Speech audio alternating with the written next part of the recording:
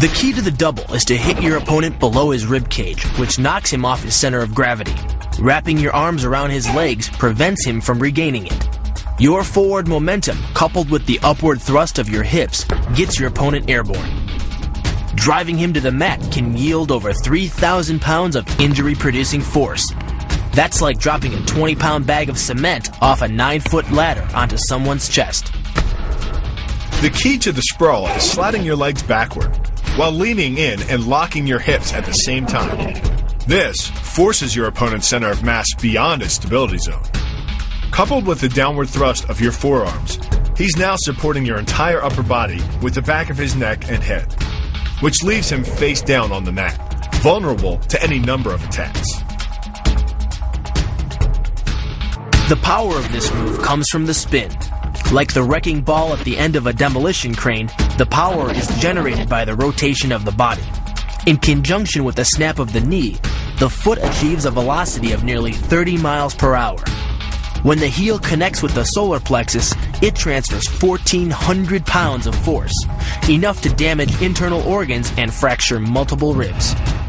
First and most important thing in playing guard in MMA is not having the space here. This space is bad. He could punch me here. All moves from the guard use your legs to control your opponent.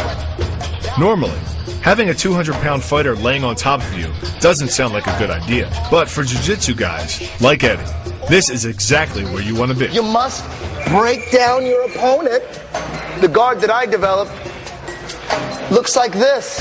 From guard, Eddie demonstrates a nasty submission move, the triangle choke. This move is believed to have been invented in Japan, circa 1150 AD, by the samurai of the Kamakura shogunate. Despite its age, it's still a move that's effective in modern MMA. And it's a move Rico's sure to try in our fight.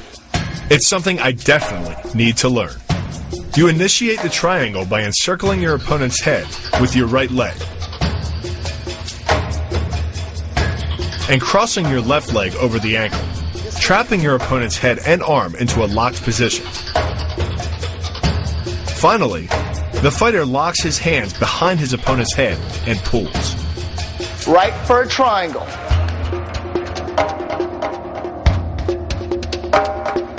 The move gets its power from the pressure exerted by your legs. The first leg imparts pressure to the carotid artery. The second leg, working in conjunction with your arms, optimizes that pressure, transforming you into a human vice grip. If your opponent doesn't tap out, he'll pass out. Much longer and permanent brain damage can ensue. The armbar is a combination of two levers. While your legs push up on your opponent's neck, your arms apply downward pressure to his trapped wrist. The opposing forces turn the elbow into an ad hoc fulcrum point.